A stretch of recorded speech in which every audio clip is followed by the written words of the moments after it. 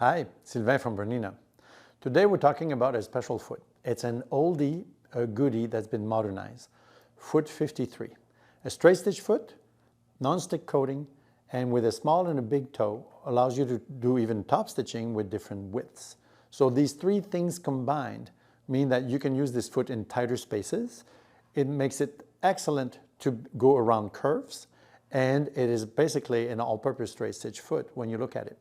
So let's go to the bench and I'll show you what makes it special. Meet presser foot number 53, straight stitch foot with non-stick sole.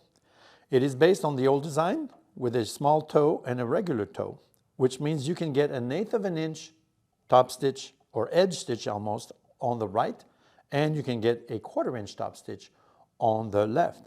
It is a straight stitch foot, so it controls the fabric right here at the stitch point and will prevent the fabric from flagging up. So it's very good for top stitching, for instance. Then, if you look at the bottom of the foot, you'll notice that there is a groove here right behind the stitch point. That allows the thread to escape and lay down perfectly evenly before you move on to the next stitch. It also makes it possible to use heavy threads for top stitching and get very good quality stitching. If you move further back on the sole of the foot, you'll notice that it's completely flat and it is narrow. That gives you a very good pivoting point when you are turning curves. That's why this foot is very popular for curves of all types, especially in tight environments. Think arm size seams on a garment, or even cross seams on pants, or some curved seams on bags. So when the curve gets especially tight, this foot is much easier than a regular full-size sole of a foot. Now I mentioned this is a straight stitch foot, therefore it is best used with a straight stitch plate. The foot will help prevent fabric from flagging up when the needle is moving up, but it does not really prevent the fabric from caving in into the stitch hole when the needle takes the stitch down. The plate will do this. The two together will provide better control of the fabric, so you get your best straight stitching, like any regular straight stitch foot, and with the advantage that this one will go around curves more easily. Now let me show you how this foot is really good for top stitching and very popular for that application, especially on heavier projects like jackets, also on bags and all kinds of pillow coverings. Let me show you some examples. Here's an example of both types of top stitching that you can do with this foot. There's 1/8 of an inch and a 1/4 inch. They are both done from having the foot riding to the left of a seam ditch of an edge. And then you can see that if I align the small toe with the edge, then I get a perfectly good 1/8 of an inch top stitch. Now, if I use the right toe instead, you'll see that aligning the toe here will give me a 1/4 inch top stitch. And this can be done on garments, on shirts, for instance, on the arm size seam. It can be done anywhere really you want, and also on leather and faux leather for, let's say, tote bags. Let me show you a sample of that. Here's an example with faux leather. Faux leather has more cling against the presser foot than regular leather or suede because of the vinyl surface. So the non-stick coating on the foot here comes in very handy to help defeat this. Now, if in this case, I opened up my seam allowances, and they're open to both sides, and by using the small toe against the seam ditch, I'm able to do a designer detail with an 1/8 of an inch top stitch on both sides. You could use a longer stitch, a heavier thread for more decorative effect, and then give it that designer element on your tote bag. So now that I have my foot 53 and my straight stitch plate, let's go to the machine and I'll show you a few examples of how to use it in action. Here I have 2 pieces of cotton that were sewn with a 1/2 inch seam allowance. The seam allowances were felled to one side and pressed, so this is a typical seam that could be ready for top stitching.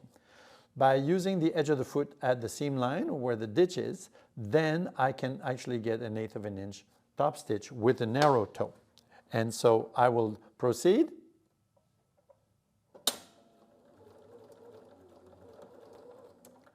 If I wanted instead to use the foot to get an even narrower top stitch, what I can do is line up the seam ditch with just inside the small toe, like here, and that will give me a narrower top stitch. And because there's usually a ridge here, a raised level, this will help guide this seam line against the inside of the toe by abutting it a little bit.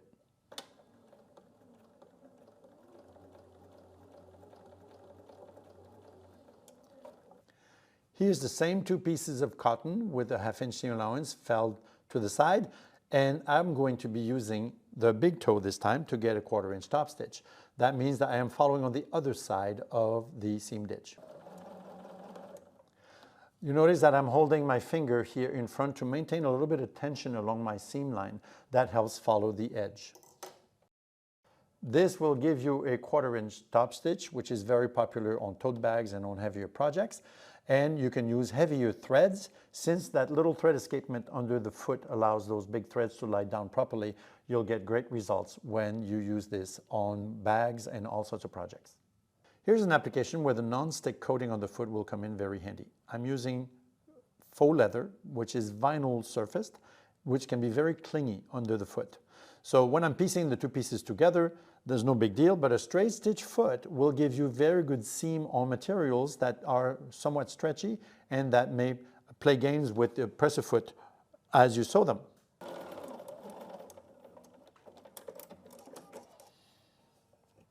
Here is a tip for working with materials like faux leather that do not comply very easily to a form you give them.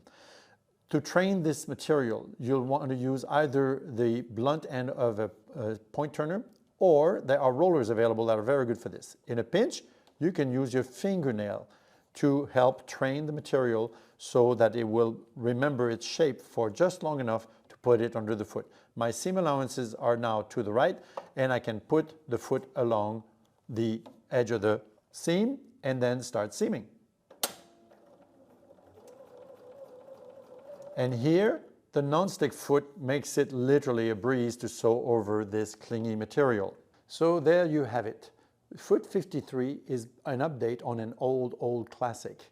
And with the addition of the non-stick surface, makes it even more versatile. It's as good as it's ever been, and now even better. Now, Bernina's philosophy is that we are always at the beginning, never at the end. And to me, this foot exemplifies that principle the best. So, foot 53, around curves, in tight spaces, on sticky materials, for seaming or top stitching, it's really an all-purpose foot. Happy sewing, and until next time.